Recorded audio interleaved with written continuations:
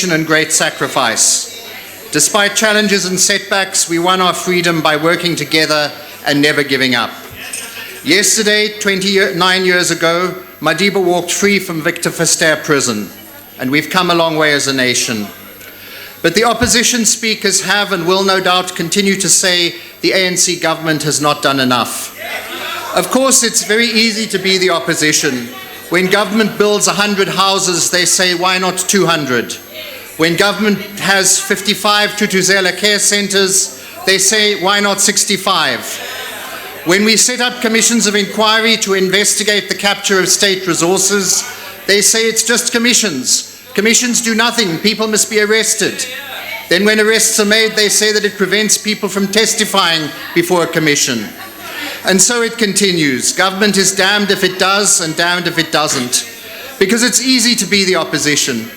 It's easy to talk, to criticize from the sideline, to be the perpetual spectator playing the gallery and governing by way of press releases and hashtags. There is a saying that the only way to avoid criticism is to say nothing, do nothing, and be nothing. But this is not an option for us in the ANC government.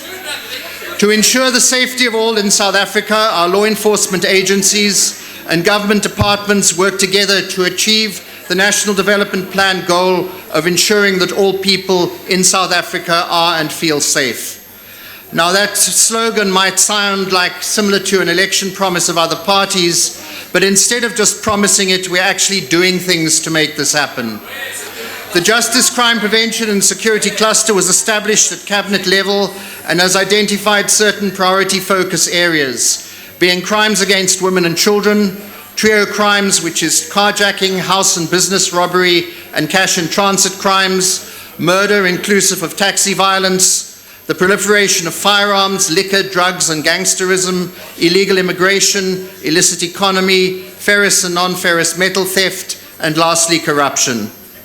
We are, as part of the crime prevention strategy, empowering communities and building partnerships through community policing forums, community safety forums, and street and ward committees in order to fight crime.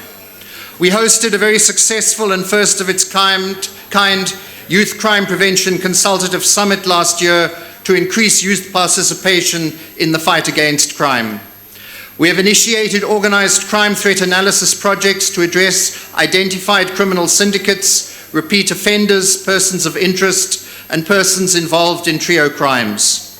Other successful initiatives include the SAP's 72-hour activation plan, which mobilizes maximum resources such as crime intelligence, forensics, the Hawks, detectives, and tactical teams for a 72-hour period after a crime is committed to ensure that the preliminary investigation is done thoroughly and no information and evidence gets lost. This means we are realizing greater successes in arresting perpetrators.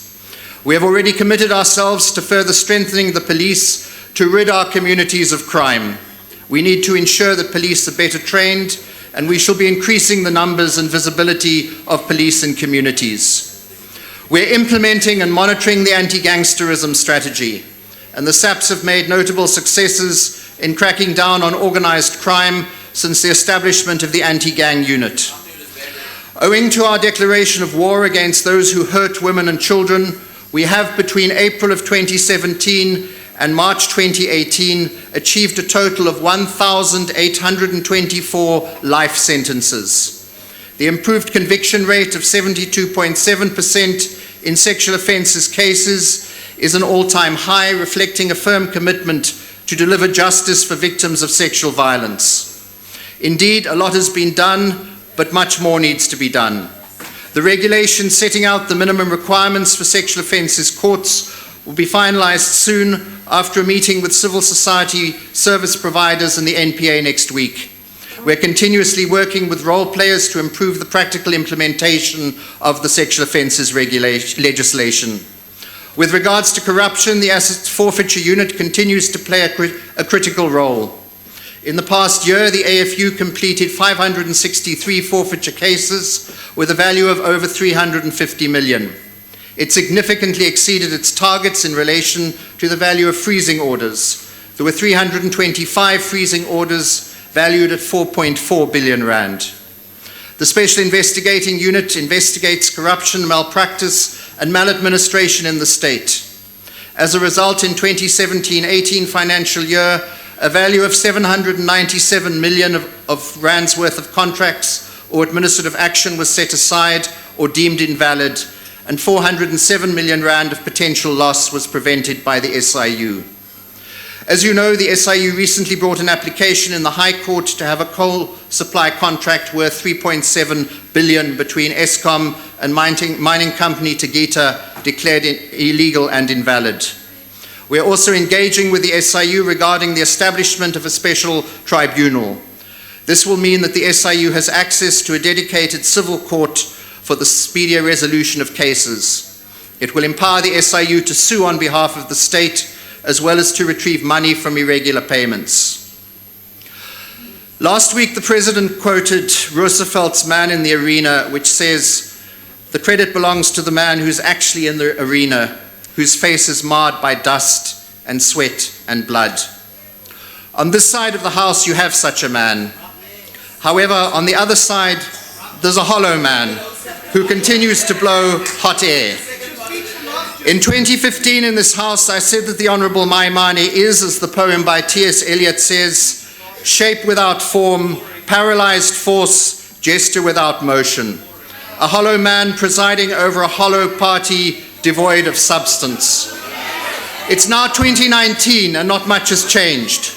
Vukani Mdela in last Friday's Mail and Guardian wrote, and I quote, "Maimane does not instill much confidence. He's failed to put his stamp on his party or its message. If anything, it doesn't have a coherent message. Maimane appears to be a policy and ideology empty vessel." So compare the man in the arena with the hollow man. Where we have established commissions of inquiry, the DA has had to be forced by the NCOP to have the public protector probe the Knysna municipality over corruption allegations. And there are brewing corruption scandals in Tshwane, Johannesburg, George, and other municipalities governed by the DA. To this day, they have never released the Cliff Decker-Hofmeyr report into irregularities in the city of Cape Town or the Price Waterhouse Coopers report. Is it because this report exonerates Patricia de Lille, or is it because it implicates the DA in corruption? In the T.S. Eliot poem, "Hollow Men are scarecrows," with, I quote, "headpieces filled with straw." A scarecrow, as everybody should know, is an object of baseless fear. Hollow, made of straw, unable to do anything. A useless scaring tactic, which is exactly how the DA operates. It uses the issue of crime as a scaring tactic and blames the national government for alleged police issues in the Western Cape, but fails to acknowledge that the DA starved community policing forums of funding and closed down programs such as the Bambanani volunteer program in fighting crime.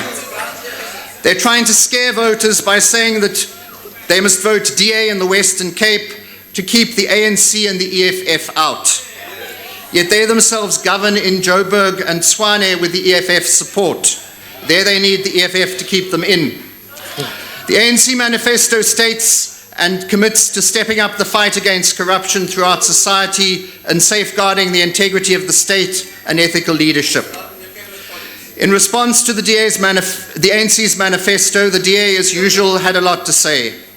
Of course, the DA has no manifesto as yet, which is extremely convenient as it allows them to first look at the ANC manifesto and then adjust theirs accordingly. The DA promises, it was from Honourable Maimane, we've just heard it from Honourable Van Dam, that anyone found guilty of corruption will be sentenced to 15 years in jail. But what they don't tell people is that they've got no control over sentencing.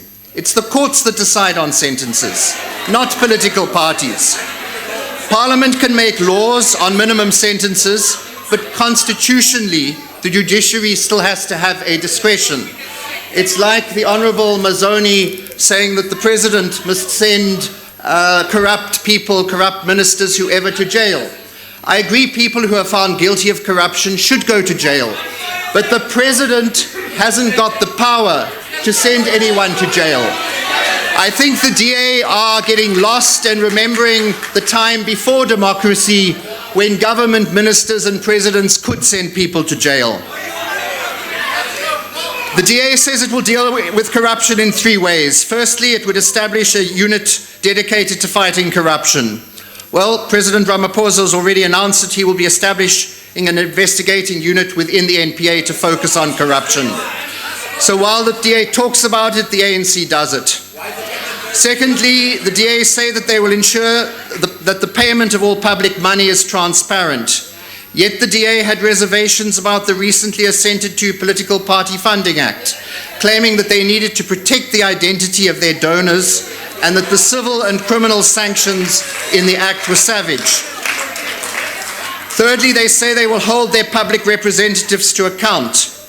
But how can they claim this when they can't even hold their own premier to account? Whether it's her open mouth insert foot tweets, her ravings about colonialism, or her calls for a tax revolt, which by the way is illegal conduct, nothing ever happens to Helen Zille. There's no sanction, no discipline, no reprimand. Why? Because the leader of the opposition cannot even lead his own party, let alone the country. He is a man of straw. He's a man of straw with little knowledge of the Constitution. In 2017, he wrote an article saying the DA has big, bold ideas to win the war against corruption. South Africa needs a new and powerful independent commission dedicated to fighting corruption. It must have a high level of independence. Candidates for leadership must be shortlisted by Parliament and then appointed by the Judicial Services Commission. But the Judicial Service Commission deals with matters relating to judges, and it makes recommendations to the President for their appointment. They don't appoint anyone, not even judges, and they can't. How can investigators be appointed by the JSC?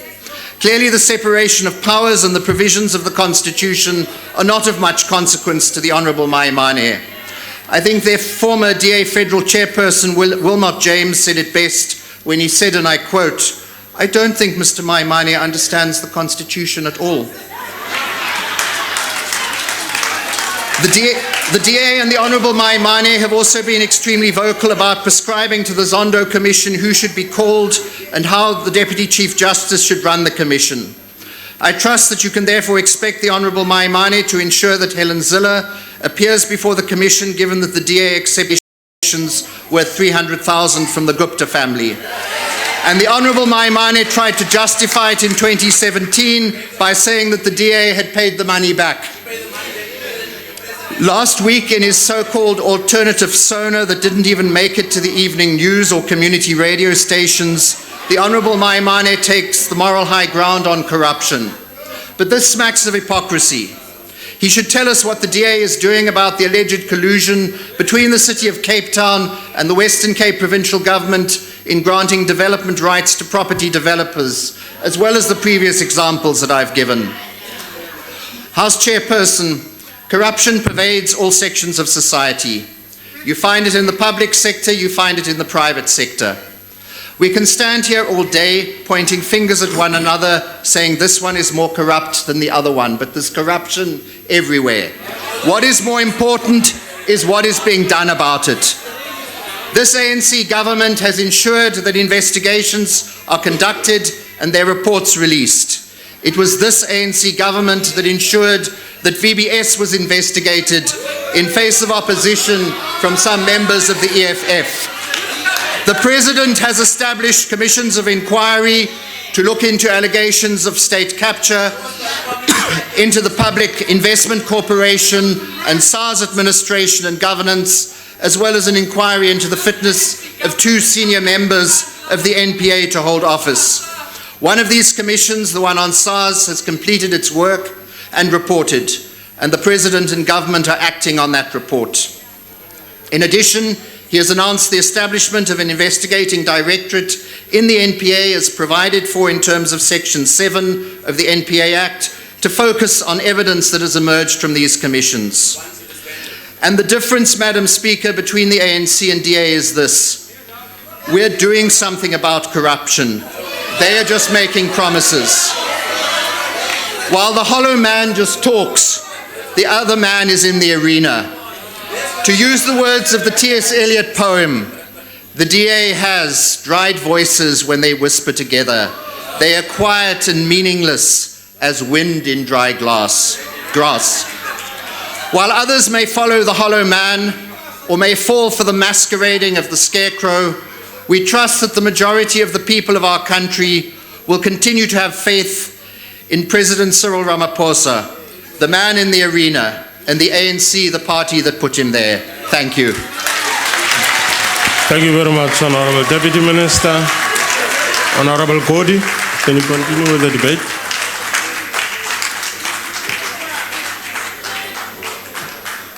Thank you, Deputy Chairperson, comrades and honorable members. Comrade President, as the APC, we thank you for placing ECD under basic education. We have campaigned long and hard for this. We stand ready to contribute positively in this regard. We are still concerned that mining communities remain marginalized and neglected. Mining companies like Mkhalakwena Platinum Mine in Mapela, Limpopo, ride roughshod over the people. DMR has failed our people throughout Limpopo and elsewhere in enforcing compliance in the interest of the people. The fight against corruption must be consistent and decisive. However, our reality is that when corruption involves big business, especially banks, anti-corruption drums become muted. A serious national crime like the manipulation of the rand by the banks over many years, to which Standard Chartered Bank has pleaded guilty, has not drawn national outrage or action by your government? Or is government accepting the insult of a so-called apology on behalf of the banks by one Maria Ramos? What has been the economic impact for the country of this criminality? We expect your government to take firm and decisive action. The announced gas discovery cannot be a game changer when it is not in our hands but under foreign control. What is the role of Petro SA as an SOE? Why is Total willing to work with Qatar Petroleum, CNR International, but refuses to work with Petro SA? This is too big and strategic to have government as a spectator. The APC is opposed to the policy trajectory on Eskom. The proposed unbundling has no rational justification. The burdening of Eskom with the IPPs is damaging and must be reversed. The air is thick with anxiety about a policy posture to privatize SOEs.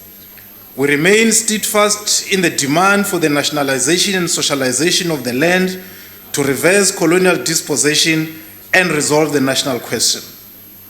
Lastly, the question and challenge of leadership always is whose agenda is served. The APC now and forever pushes the African agenda. Thank you. Thank you very much, Honorable Cody. The Minister of Mineral Resources, Honorable Kwede Mantashe.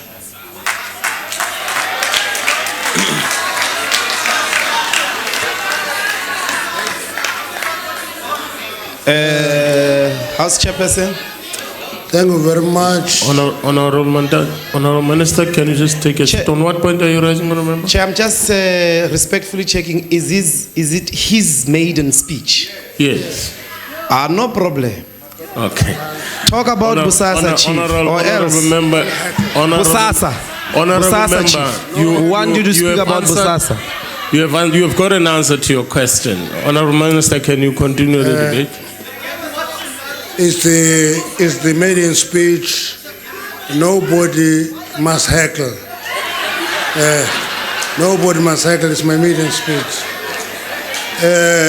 Deputy Chairperson of the National Council of Provinces, His Excellency, the President of the Republic, the Chief Whip of the Majority Party, the ANC, honorable members, today is the 107th birthday of Makotane, the wife of the longest-serving General Secretary of the Communist Party and the longest-serving Treasurer General of the ANC. I think wherever we are today, we must sing happy birthday to her. In the Sona, the President called us all to make concerted effort to grow the economy and ensure that it is inclusive, therefore integrate those who for years have been excluded. This can occur when individual sectors of the economy receive the necessary attention. In this instance, mining should receive such attention. I can tell you the whole afternoon I sat and listened. I was quite happy to hear Honorable Godi talk about mining. Nobody talked about mining the whole afternoon. So thank you, Honorable Godi. Even whatever you said, it's nice that you mentioned it. Now, addressing the Chamber of Mines in 1994, President Mandela intimated that mining industry has, I quote, the capacity not only to be a reliable economic generator for South Africa and the region as a whole, but also to contribute to the building of a society freed from faults and fissures which marred our past. This being our country's silver jubilee of freedom, we recall our strides and the challenges we've encountered to ascertain that mining industry lives up to this imperative. Therefore, enjoined to the spirit of vision of our forebears in the Congress of the People in 1955, that the national wealth of our country, the heritage of South Africans, shall be restored to the people, and the mineral wealth beneath the soil shall be transferred to the ownership of the people as a whole. Hence, the promulgation of the MPRDA transferred the mineral wealth of the state on behalf of the people as a whole. To support the MPRDA, we introduced the Mining Charter 1 as a tool of transformation to deracialize ownership of the mineral resources, to improve the living and working condition of workers, enable economic empowerment and development of our communities, advance the human resource and research development of mining, and to engender beneficiation of our minerals. And this requires constant work and contribution by everybody. This set us on the path to ascertain that mining benefits not only a clique of the white minority, but the marginalized majority.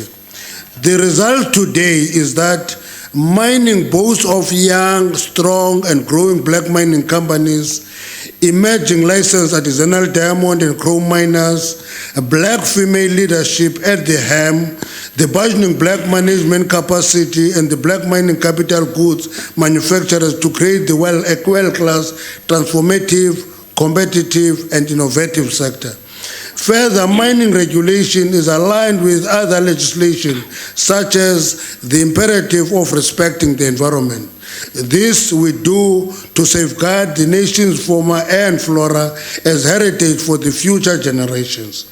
This work is a work in progress. Much more still needs to be done.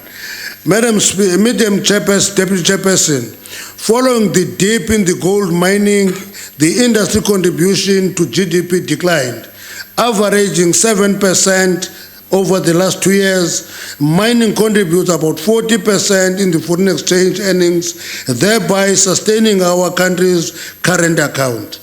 Other minerals are growing their contribution, with coal as the biggest generator of revenue for the country ahead of gold and the PGMs. The past 12 months indicate a recovery in the commodity prices. The biggest threat to this recovery, of course, is the regular load shedding, which limits production capacity and pose a threat to deep mines, and therefore pose a threat to lives of people in those mines. We are seized with saving optimum. Business rescue practitioners are moving at a snail's pace, proving costly to the mine workers and society. The latest expression of that cost is the disaster at Gloria Mine, where 22 illegal miners are trapped inside the mine and 6 who attempted to rescue them died. Workers have not been paid for 3 months. Those are the cost of rescue processes that are not urgent and moving at a snail's pace because the law protects them.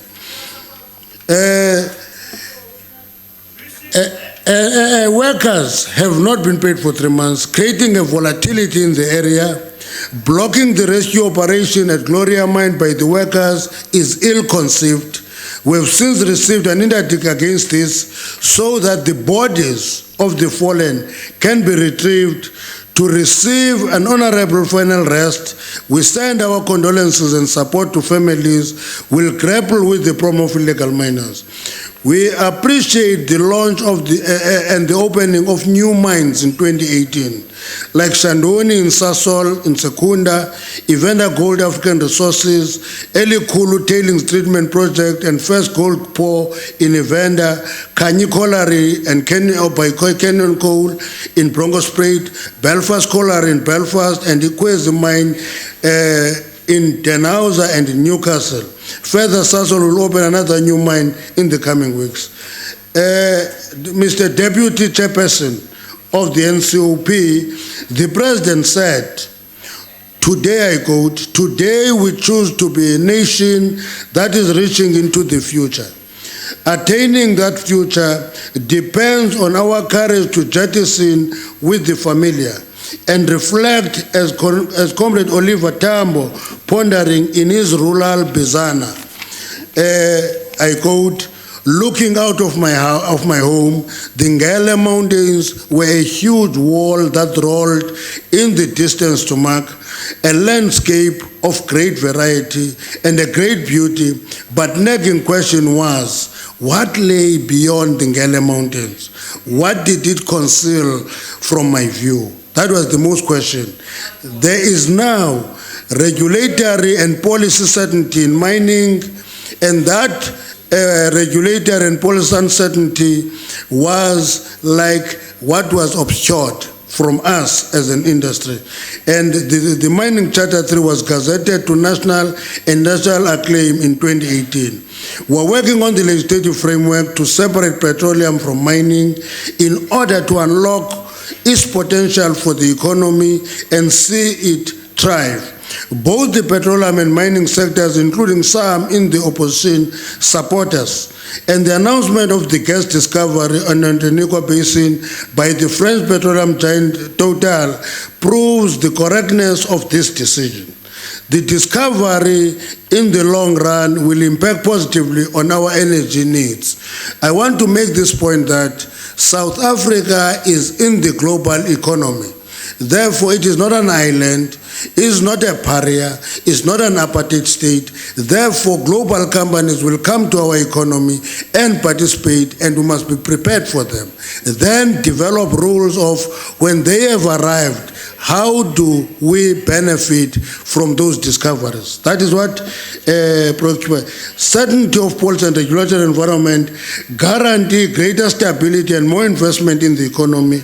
It will impact positively on our rating, bringing us closer to our potential of being number 21 globally.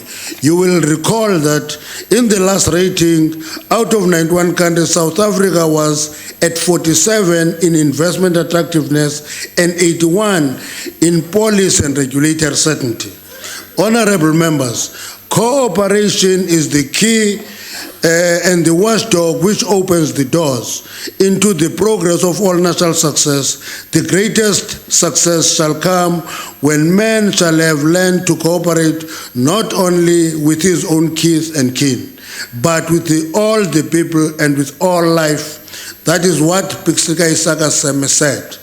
And we should actually be reminded that this was the projection by our forebears. We took office in an environment of animosity in the industry. We invested time and energy to create trust and build relations between government and social partners and stakeholders, even undermining environmental lobbies. We talked to everybody. We continue to nudge the partners to talk to and among each other. And the positive results show in the Gazette of Mining Charter 3 and last week's signing of the Mining Leadership Compact that aims at creating long-term strategy for achieving our 2030 vision of a prosperous, competitive, and transformed mining sector. One of the industry's global chief executive officers says, I quote, South Africa could meet its challenge once government and the private sector stop talking past each other. The definition of partnership has to be about how each participant imagines what a successful future look like and what compromises can be made to ensure parties can be accommodated in defining a pathway to the new reality. That was Mark Kutifani. Major platinum producers launched the platinum sector strategy for South Africa last week. This aims to ensure sector realize its full value, adds more than 1 million jobs, and contribute 8.2 trillion rand to the economy in the long term. Coexistence of mining companies with community is vital for its long-term sustainability. If mining companies don't talk to communities, sustainability will be in doubt. Companies should collaborate with and invest in impactful projects beyond the life of mines for communities to thrive and trust them. We have renewed focus on community development and implementation. The social and labor plans, as outlined in the Mine Charter 3, well-organized communities are beginning to benefit. Unfortunately, where communities are at loggerheads, they lose out due to delays and destruction of wealth accrued. Deputy Chairperson, honorable members, we intend to secure a minimum of 5% of global exploration budget within the next 3 to 5 years. Economic growth and employment are certain when inhibiting walls to exploration and prospecting are removed. Prospecting and exploration are the lifeblood of mining. De Beers is already taking advantage of the opportunity availed by the Mining Charter 3 by reviving the exploration and prospecting projects they had withheld. Total's exploration in Toniqua Basin injected an investment of 100 billion to our economy. The Council for Geoscience,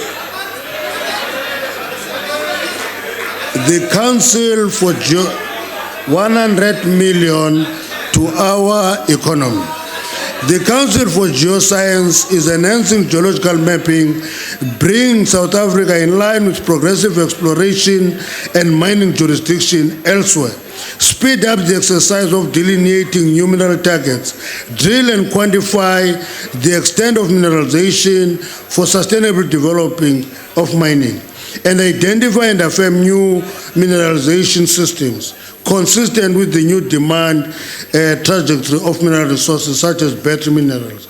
There are new discoveries of uranium and coal in the Springbok Flats, north of Pretoria. Today, Council for Geoscience is hosting a conference of 450 engineers from CGS, companies, universities, international countries of Venezuela, Nigeria, Europe, and New Zealand on making maps for engineering future.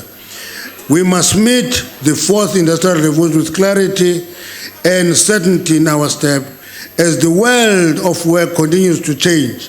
Young people, known as digital generation, must seize the moment by taking the center stage. Energy commodities like lithium, cobalt, vanadium, and platinum will propel economic growth and development. And alongside the battery commodities, industrial minerals are set to drive the industry contribution to the GDP. They include fluorspar, phosphate rock, vermiculite, limestone, aggregate, and sands. It is quite important for us to be ahead of the game. Research and development are an imperative in this future. Thank you, MINDEP Minister. is researching alternative uses of PGMs. At least... Thank you. Thank you, Minister. Your time has now expired. At least you got into a class of mining. Thank you. Honorable Ngwenya.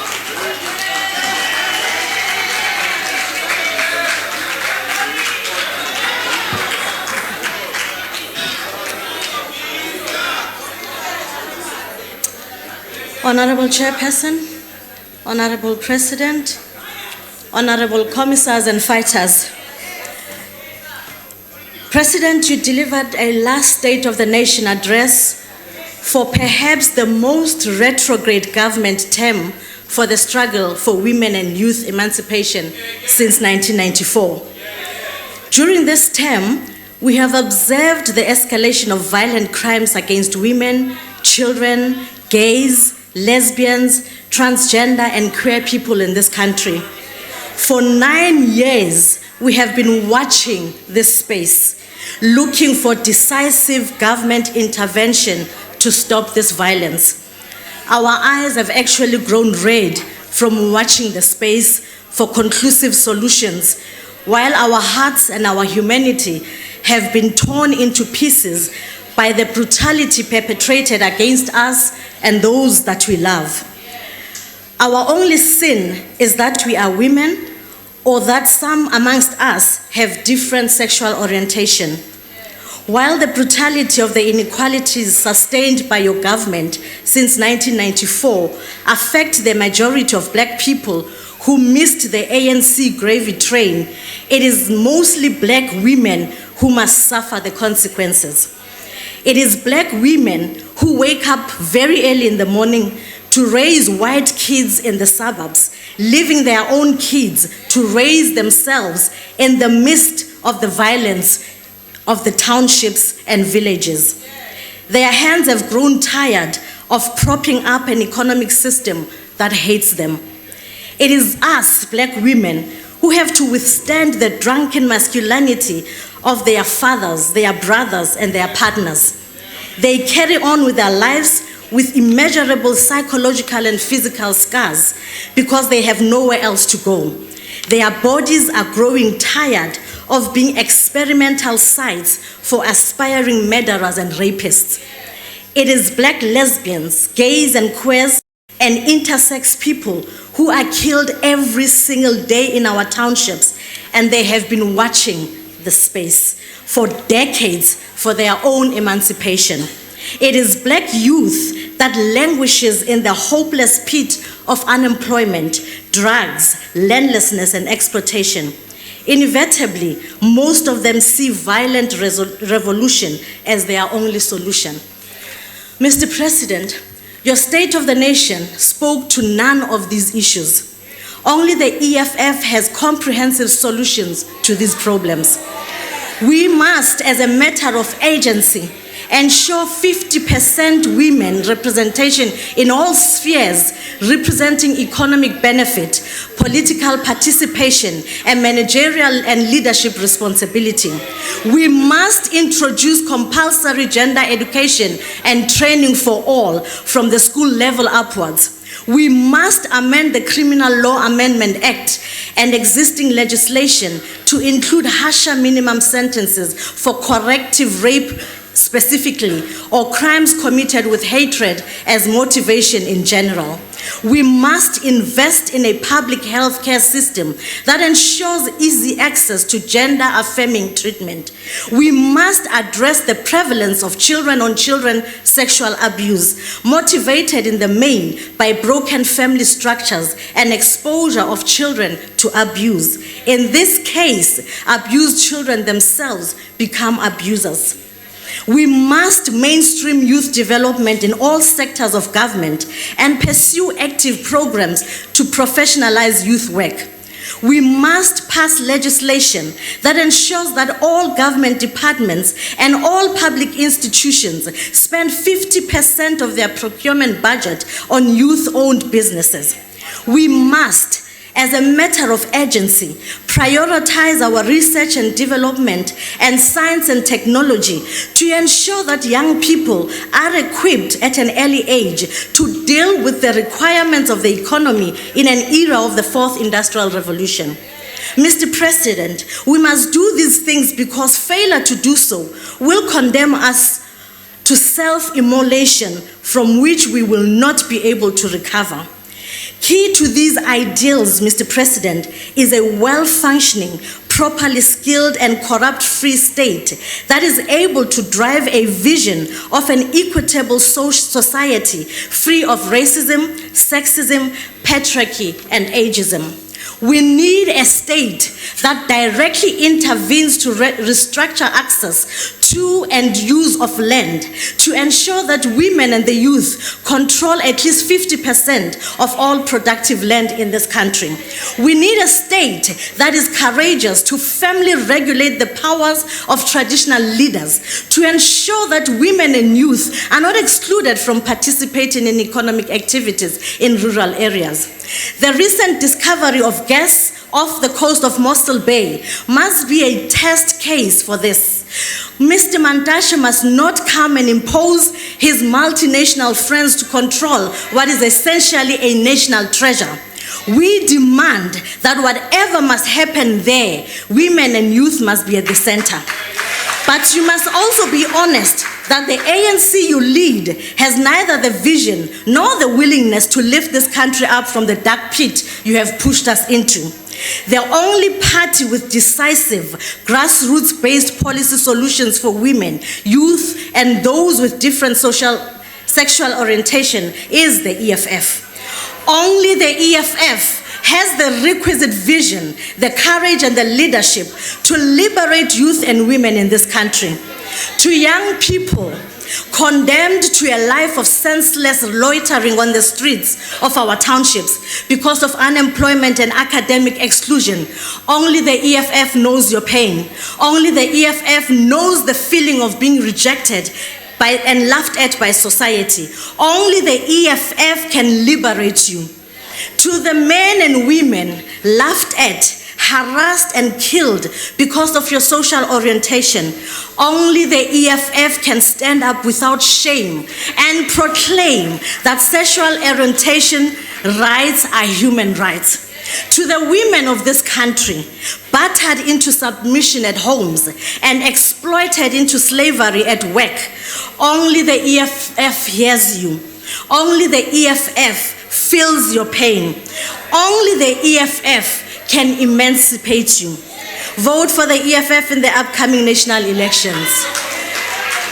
Honorable Vandame, I've got this. Zizojika izinto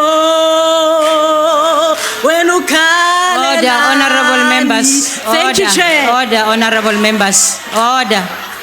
We are in a session of parliament. Please, can you take your seats, honorable members? Honorable Mayetula Koza, take the debate forward.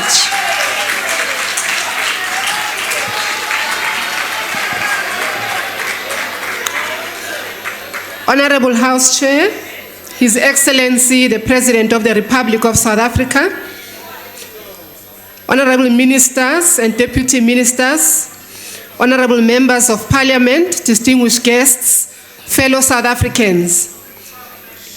Honorable House Chair, this is also the first time I address the joint sitting. It is a great honor to participate in this debate on the State of the Nation address on behalf of the ANC Gauteng government under the leadership of Premier David Makhura. On behalf of the people we represent, he sends his greetings to all of you honorable members. He is indeed with Makotane today as she turns 107 years old. Happy birthday to Makotane. On behalf of Gauteng, we congratulate His Excellency President Cyril Ramaphosa for a very comprehensive Sona that has brought hope to the people of South Africa. Our people cannot wait to vote ANC on the 8th of May this year. We also cannot wait as the ANC to achieve a decisive victory this year. As the ANC-led government, we remain forever indebted to the people of South Africa for the continued support that they have shown over the years. We do not and we will never take their support for granted. We will always listen and work with our people in finding lasting solutions, especially to those of our people who still experience challenges of poverty, unemployment, inequality, gender-based violence, and other socio-economic challenges. As our Honorable President Cyril Ramaphosa said in the Sona, as we celebrate our freedom, we must recall hardships of our people and devote our collective efforts to continue to improve their lives. Honorable House Chair, our ANC-led government in Gauteng agreed on a vision to build a seamless and integrated globally competitive Gauteng city region. And we closely work with local government and national government, especially through NCOP. We also decided to build a city region characterized by social cohesion and economic inclusion of our people. We later adopted our 10-pillar program of radical socio-economic transformation, modernization, and reindustrialization in line with our national development plan. The three-tier governance architecture has yielded positive results, even though much more still needs to be done. Since 1996 census, Gauteng has experienced unparalleled growth in the size of its population, our infrastructure, and our economy. Our province's population has almost doubled from 7.8 million in 1996 to 14.7 million in 2017.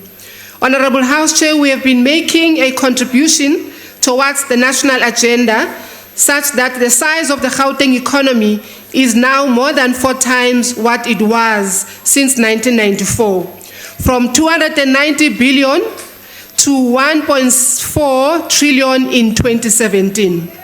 The number of people who have gained employment in the province has also doubled, from 2.6 million to 5 million people since 1994. In response to the national pressures of urbanization and migration, we have invested heavily in infrastructure development that has helped us to create jobs and resulted into economic inclusion of local contractors. Our people have benefited from building of 1.2 million government subsidized houses, 335 new schools, 7 new hospitals, 40 new clinics and community health centers, new community libraries, multi-purpose halls, water and sanitation, as well as investing in economic infrastructure. Honorable House Chair, we have been hard at work with our people to develop sustainable human settlements on well-located land with socio-economic opportunities and accelerated distribution of land parcels, not only title deeds, as the opposition was saying earlier. The introduction of mega human settlements aimed at bringing in private sector funding to build new post-apartheid cities and rapid land release in line with the ANC-led government decision to expropriate land without compensation will help us address the demand for housing and land in a comprehensive manner than ever before. We are investing a great deal of time and energy in unlocking the full potential of the Gauteng economy.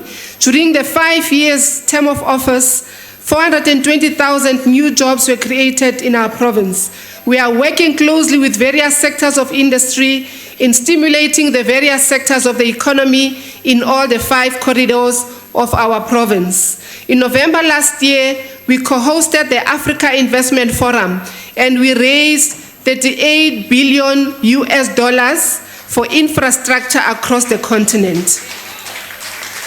6.8 billion equivalent to 92 billion rands, of which is for South Africa and Gauteng in particular.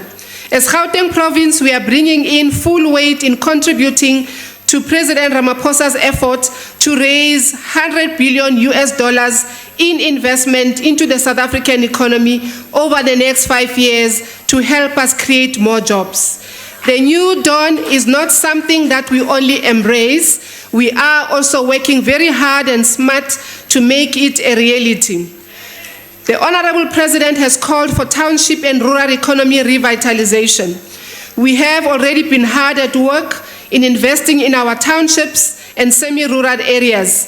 We are pleased that in the Sona, the President has put on the national agenda the importance of investing in townships and villages.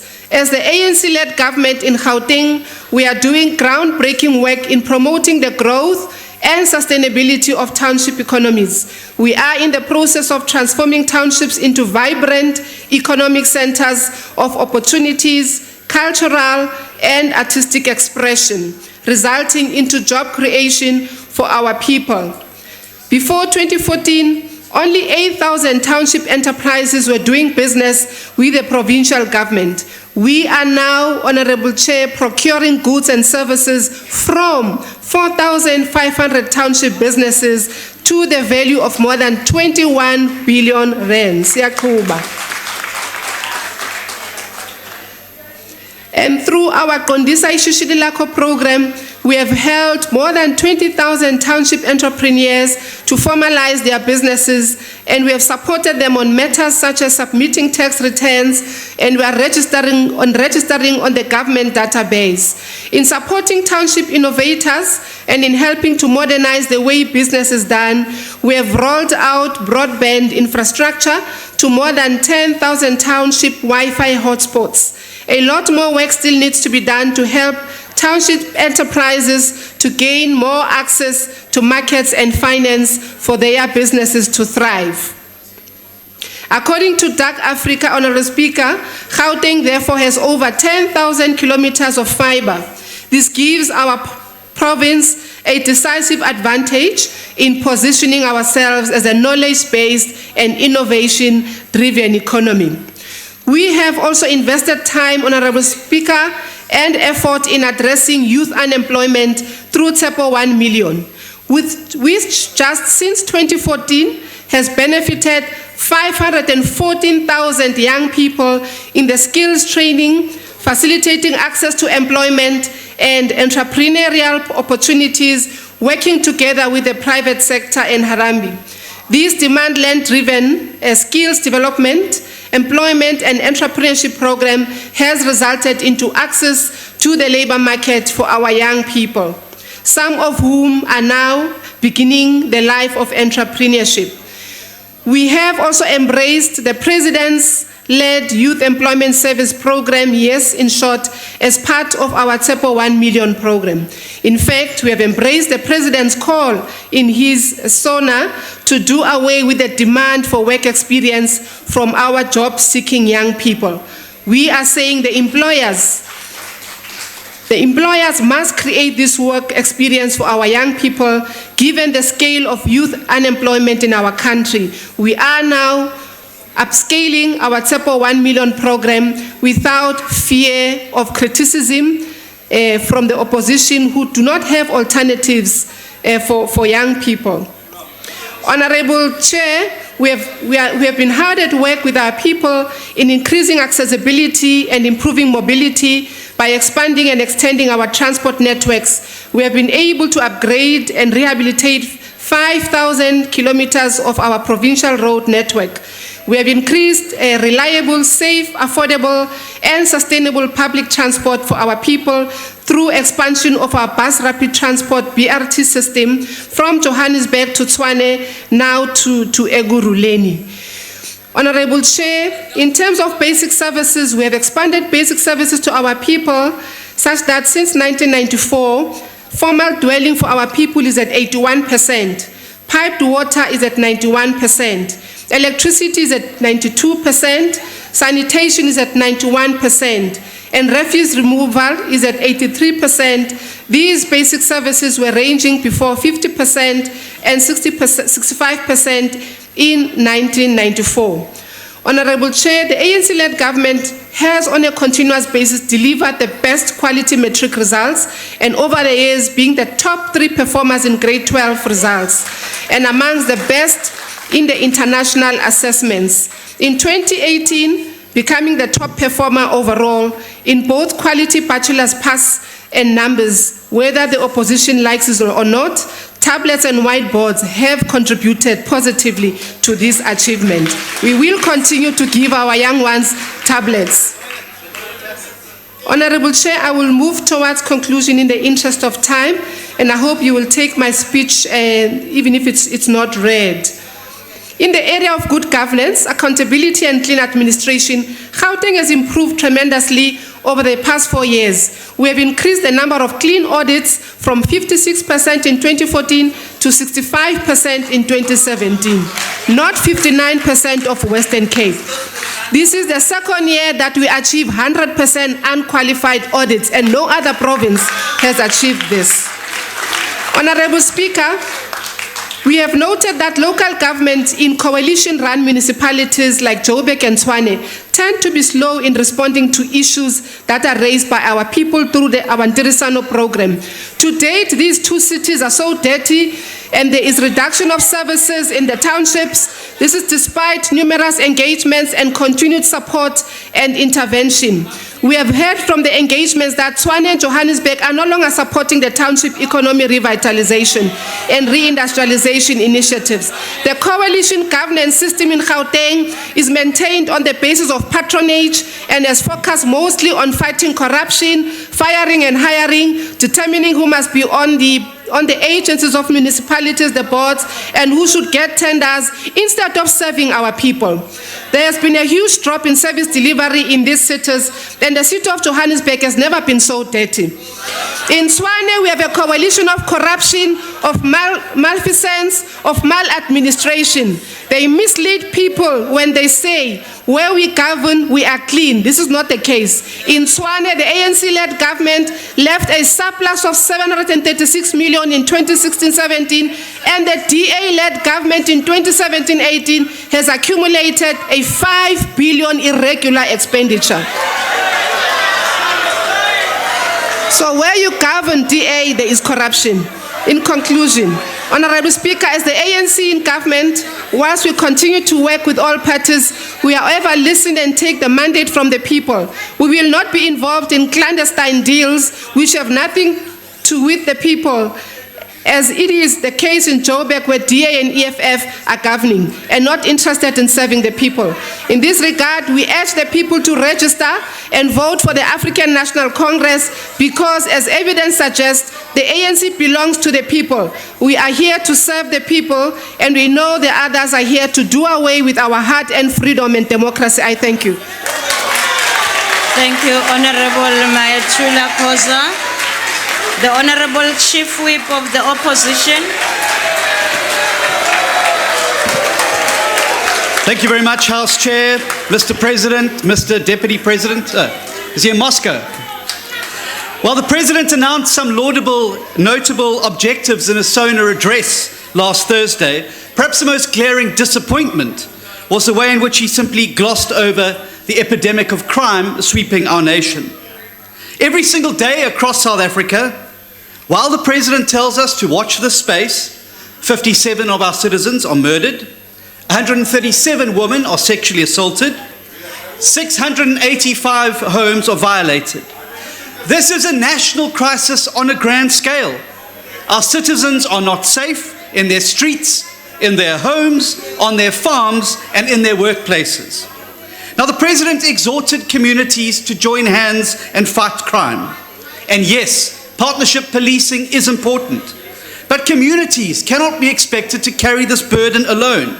They also cannot be expected to partner with a police service that is understaffed, under-equipped, under-trained, and unprofessional. Now, last year, from this podium, the President promised us that the key focus for the year would be on the redistribution of resources to station level. The reality is, however, that the police-to-population ratio actually worsened over the 2018 year. We now have one police officer for every 375 citizens. This leaves communities even more vulnerable and unsafe.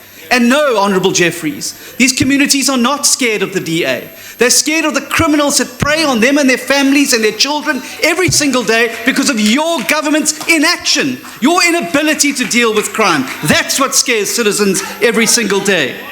But it's little wonder that this government doesn't take crime seriously.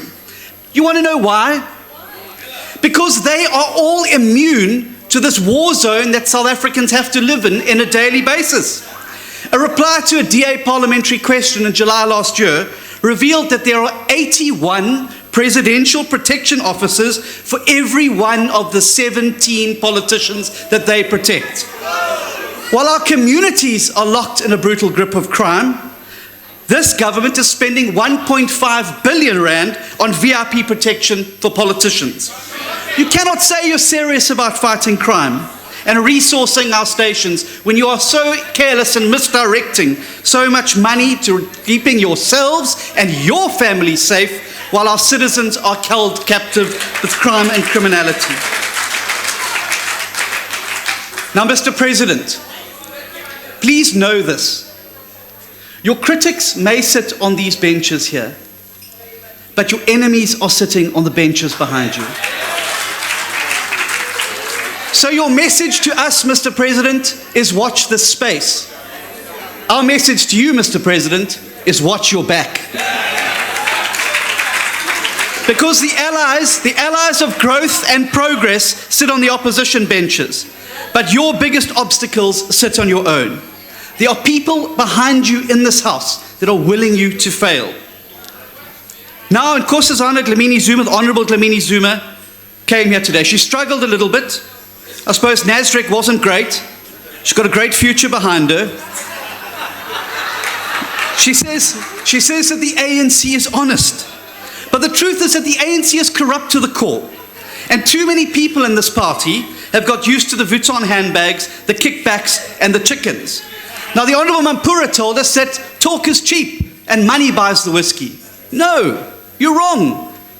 Talk is cheap. Gavin Watson buys your whiskey.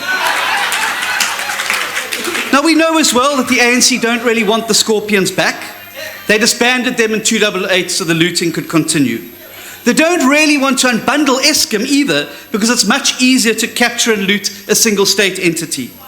And of course, these same people are rubbing their hands in glee at the prospect of this big school tablets tender that they can enrich themselves with. And if it's not the corrupt in your ranks, Mr. President, who are going to trip you up, it's the loony left in your tripartite alliance. The truth is simply this. You're never going to be able to achieve many of the lofty goals you set yourself because your party and alliance partners just will not let you. Your plans to restructure Eskom will be scuttled, not by the opposition, but by your own COSATU alliance partners. Your plans to fix schools will be undermined, not by the opposition, but your own SATU alliance partners. And your acceleration of the NDP, which the Honourable Dlamini Zuma waxed lyrical about today, will be blocked, not by the opposition, but your own fellow travellers in the SACP. And that is why, Mr. President, it's time to deal decisively with the corrupt within your own party. You cannot expect anybody to take you seriously about your efforts in corruption when the chief protagonists and architects of state capture still sit on these parliamentary benches around us today. And you know what, Mr. President? They'll get you in the end. So watch this space, but importantly, watch your back. Now, the Chief Whip waxed lyrical today about the new announcement around this new directorate. And it was very interesting to see some of the people that were clapping the loudest that evening. How ironic that some of the most enthusiastic clappers on the evening were the very undertakers of the Scorpions, the Honourable Karim, and clapping along like seals next to him were the very people whose Mrs. Batoy should have in her crosshairs on her first day at the office. But the bigger worry we should have is, do they clap because they know that no matter what happens, no matter the charge, no matter the evidence, they will be protected? Because the litmus test of this new directorate is not going to be which officials or greetsies they arrest. The test is going to be when they start putting cuffs on the honourable members in this house. And your test, Mr. President, will come when your party tries to block that from happening. Because you see, Mr. President, when a minister accepts a monthly retainer, bribe packs, whiskey and a car for their daughter, if I may quote a recent email of yours, it is plainly, dastardly criminal and must be characterised as such. There needs to be concomitant action. When a senior parliamentarian is kept sweet through bribes and cash payments, security upgrades and his daughter's university fees, it is plainly, dastardly criminal and must be characterised as such. It requires concomitant action. And when the ANC premiers and mayors across this country loot their municipalities dry, it is plainly, dastardly criminal and must be characterised as such. There needs to be concomitant action. The time for concomitant action is now. Now, the Honourable Jeffries came here today, and I see he quoted liberally from T.S. Eliot. And he spoke about the ANC's great manifesto launch. But what he doesn't tell you is the ANC launched the manifesto on the Sunday.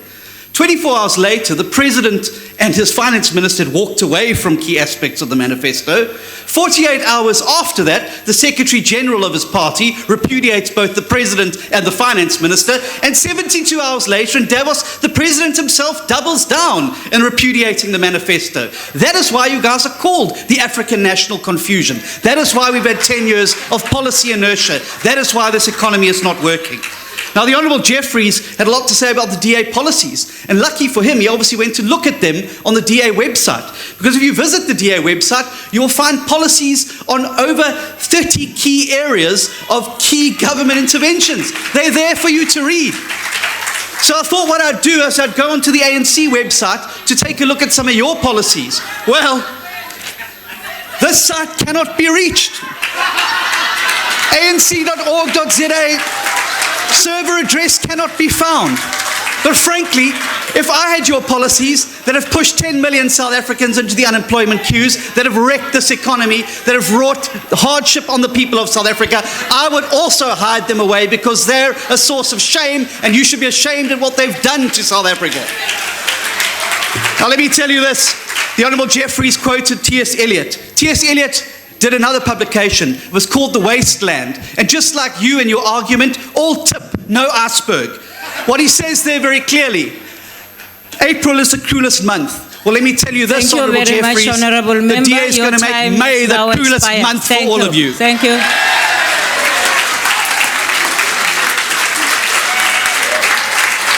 Thank you. The Honourable Minister of Higher Education, Honourable Pando, closed the debate for today.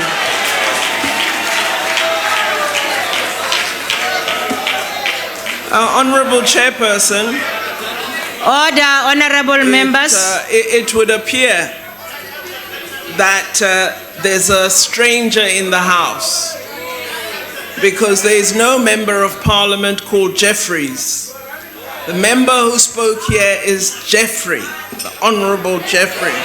So the ghost referred to by the Chief Whip of the DA is one in his imagination and not in this House. Mr. President, Chairperson, honourable members and guests. Mr. President, Mr. Maimane asked you whether you are in charge.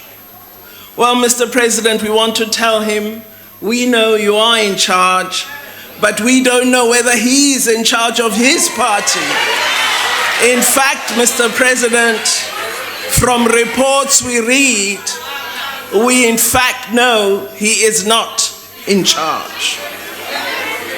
I would like, Mr. President, to begin by expressing my sincerest condolences to the family of the young Mlungisi Madonsela. His fatal shooting at the Durban University of Technology is a tragic loss to his family and to the university. I urge all higher education institutions to make every available effort to find solutions to ongoing concerns. We're working hard to do all that we can to assist. I welcome the President's address, particularly the commitment to education and skills in South Africa. Offering young people the opportunity to acquire post-secondary education and training is one of the most fundamental steps on the path to eradicating poverty and inequality. Students in our colleges and universities have a deep appreciation of the empowerment education can lead to. Hence, it is this that has led to their vigorous struggle for access to quality education and training. I cannot argue against the justified correctness of the issues they have raised, but it is imperative that we do not allow any person to hijack legitimate protest for political mischief. I am pleased that students and management are talking and resolving issues and working together to address the obstacles confronted by students. I believe we can always find solutions. Contrary to misleading reports, the Saturday meeting with students was very constructive. There are issues we still need to solve, but there are also areas in which much progress is being made. I have directed the NSFAS administrator to prioritize all outstanding appeals and assessments, and this is happening as we speak. For the first time ever, Madam Chair, student registration and NSFAS eligibility are working in tandem. And many students have already received their allowances. Contrary to Honorable Clueless Kasim's statement, 170 million rand was transferred to Walter Sisulu University on the 21st of January, and a further 40 million rand will be transferred tomorrow. So I'm not sure why the honorable member makes the assertions that he's done. I suspect that he is clueless rather than the person he's so named. I also wish to remind the Honorable Kasim that I had indicated to Honorable Member of Cope, Madisha, that I did not object to being castigated on my accent.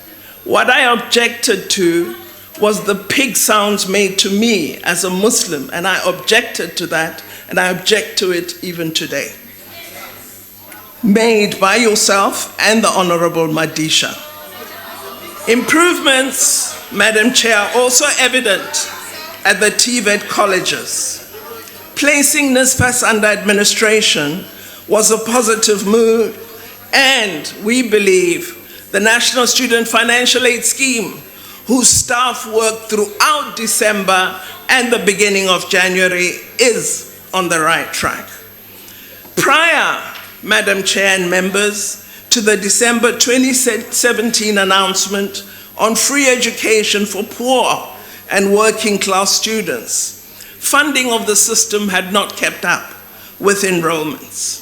University fees had become increasingly unaffordable and still are, hence the need for a regulatory framework.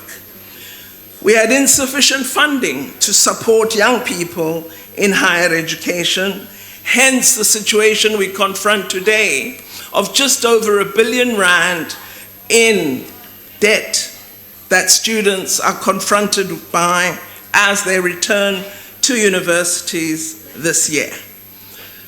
I believe that the people of South Africa are making an absolutely significant investment in young people in our country.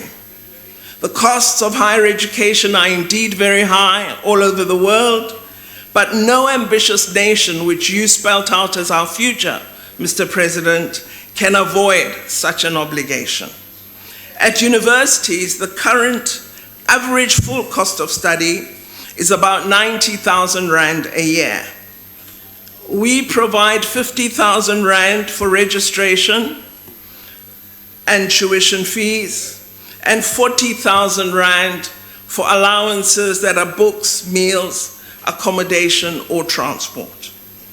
The government transfers 40,000 rand per year for allowances to university students, and the amount I mentioned for their tuition costs. This is a significant advance on the scheme that had been in place in the past. At colleges, the current full cost of study on average is now about 50,000 rand a year. 10,000 rand for registration and tuition fees, and 40,000 rand for allowances for books, meals and accommodation, or meals and transport. This year, the government is providing 30.8 billion rand, not million, 30.8 billion rand in grants to support over 750,000 young people in post-secondary education. So the policy announced by the ANC government has been implemented. This sum is a significant increase in a very short space of time. In 2016, government provided 12.4 billion rand. in loans and bursaries to around 450,000 students.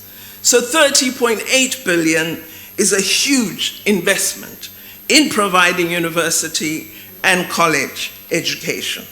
Yes, indeed, there are gaps and challenges that must be addressed. We need more university and college places. We need partnerships from the private sector. We need more young people in science, technology, engineering, and mathematics. We need more postgraduate students, far greater numbers of engineers. But we are making advances, and it is only doomsayers and empty vessels who will not recognize the advances that are being made.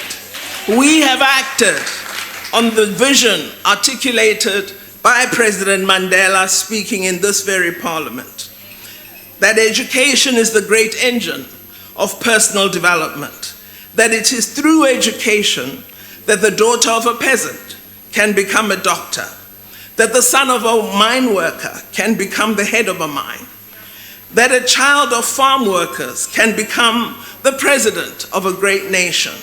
It is what we make out of what we have, not what we are given, that separates one person from another, said that great man. And Mr. President, you distinguish yourself in the life you have led, in the leadership you've given to shaping our Constitution, in the support that you have given to workers, in your time as a leader of workers, in your leadership as you lead our country to a successful and significant victory in the elections in 2019. You do not need, Mr. President, anybody to give you lessons in leadership. You don't need to be told by anyone what the program of the African National Congress should be. There is nobody here who can give you lessons, unless, Mr. President, they are able toe-to-toe to measure with you the experience and history that you have. And Mr. President, but we warned against people who don't take advice. This is why Zuma failed. These Not are the taking people advice. we want to agree. Honorable members. You must these are the Honorable people we want to members. take advice. She said that we Zuma, this one, said the same thing to Zuma. You are Don't listen out to of anyone. order, honorable Don't listen to members. these people. Where is Zuma today? If you listen to Honorable this, member. you are not going anywhere. You can be Honorable guaranteed. Malema, please. Never listen to this. Honorable She says Malema. to you, don't listen to anyone. What type of a leader can listen to anyone?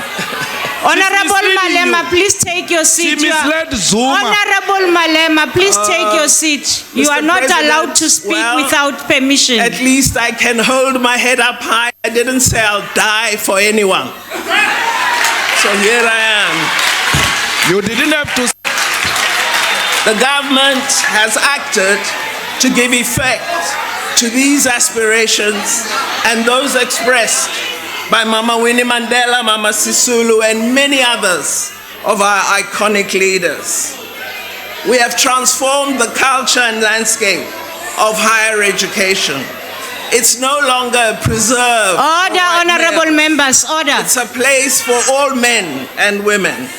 It is helping us become an inclusive society.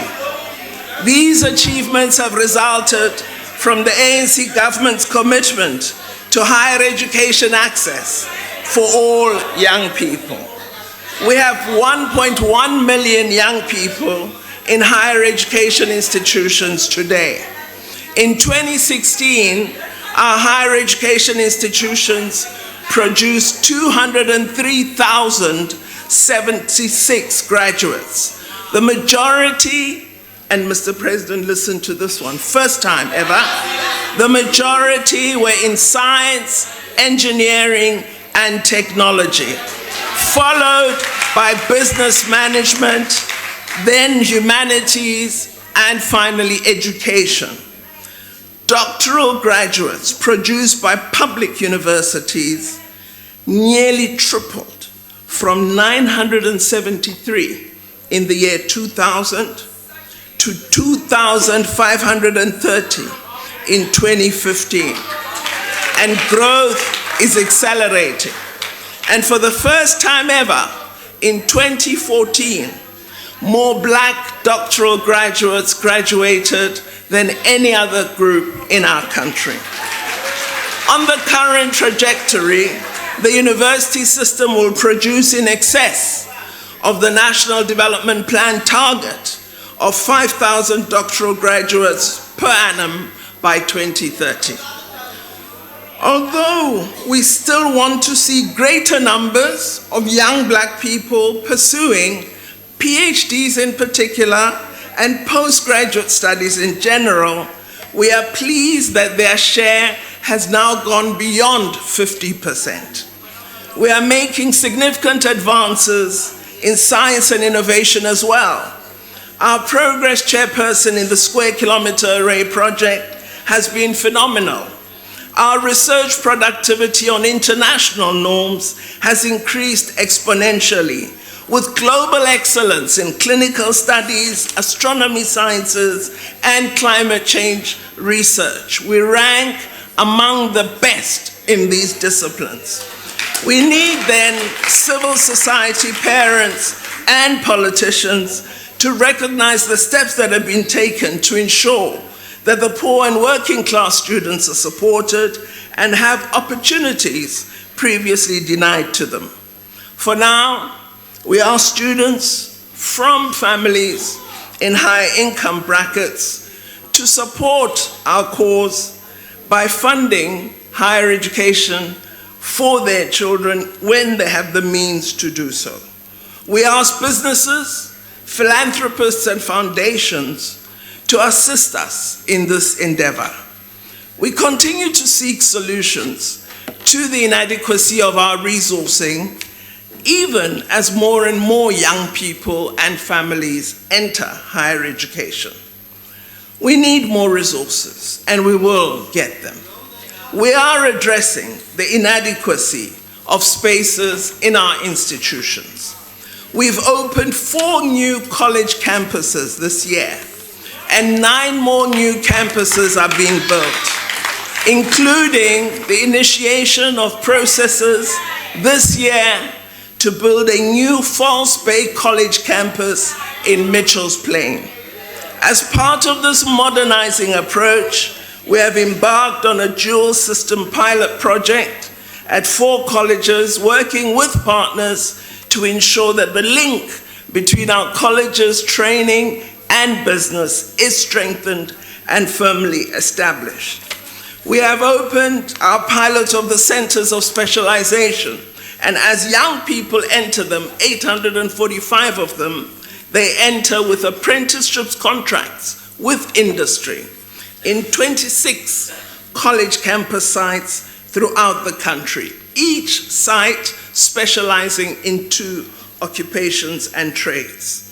We are getting ready, Mr. President and Chairperson, to move successfully beyond project think to system think.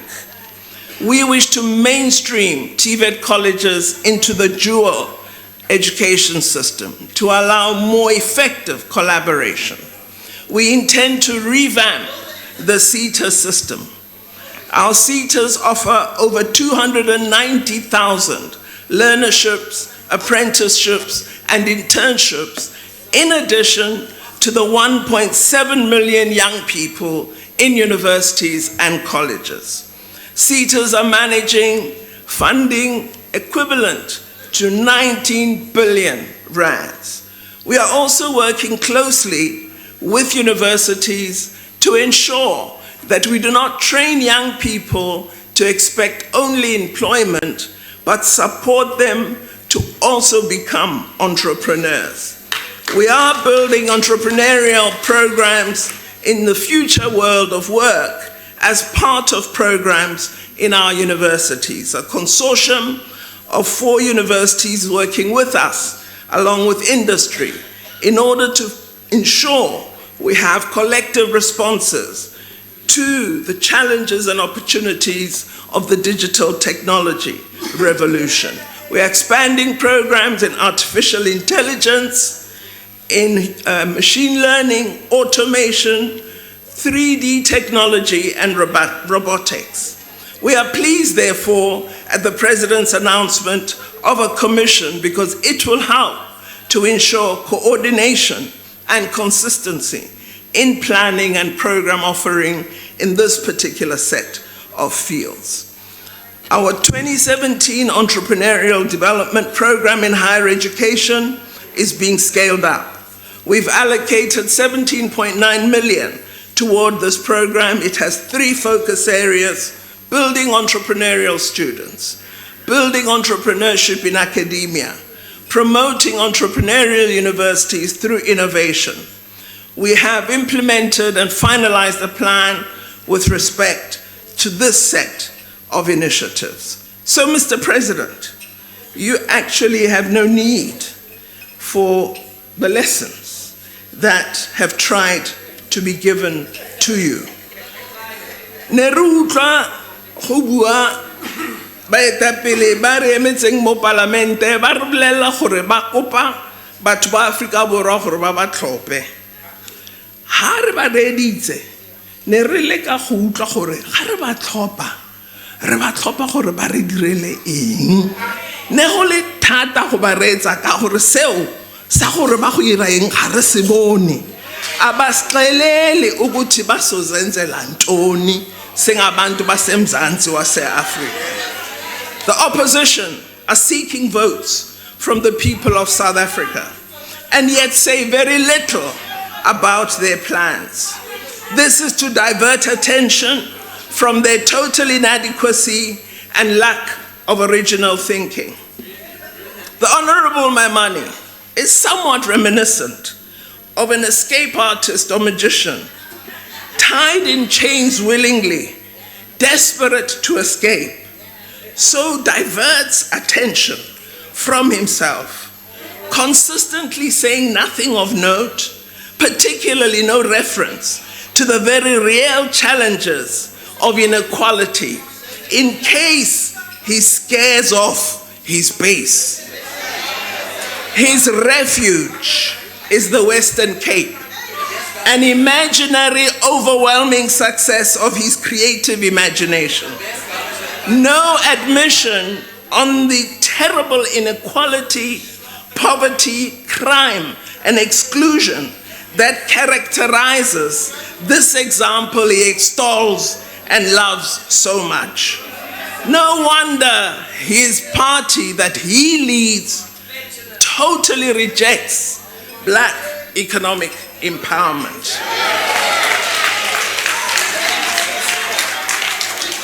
I would have welcomed an assessment by the Honorable Malema of how far he had gone with implementing the very extensive promises made to the nation when they first took to the voting stumps. There was no reflection on those and how what is offered up today differs in any substantive way to what was offered just 5 years ago. So again, Mr. President, you don't need to be told what to do and how to do it.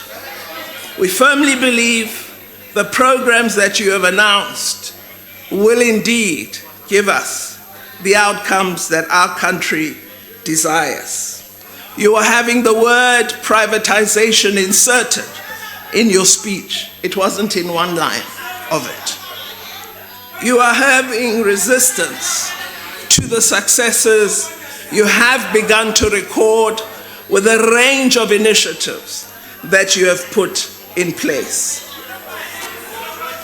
Mr. President, Honorable Minister, will you please take your seat for a while? Honorable Kaula, what are you rising on, Honorable Kaula? No, bengifuna ukusho ukuthi what are you khona rising mistake on? ayenza akasitshelanga abantu That's not a point of order, that's a point of debate. Continue, Honorable Minister. Continue, Honorable Minister.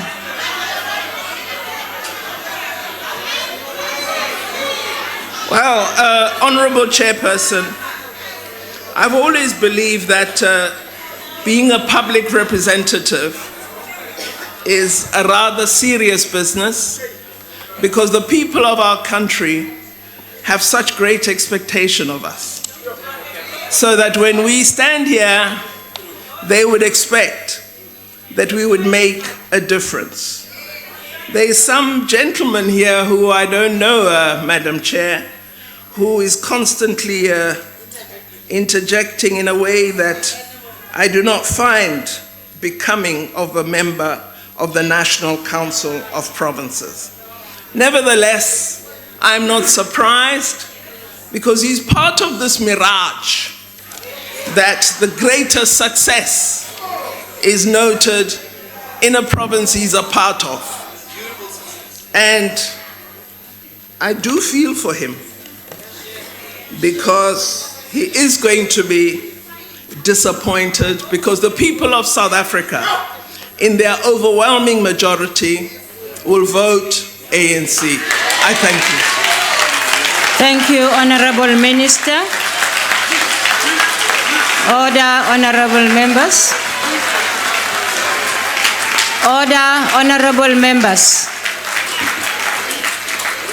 Thank you. That brings us to the end of the list of speakers for today. The debate will resume tomorrow. That concludes the business of the day, and the joint sitting is adjourned. Thank you.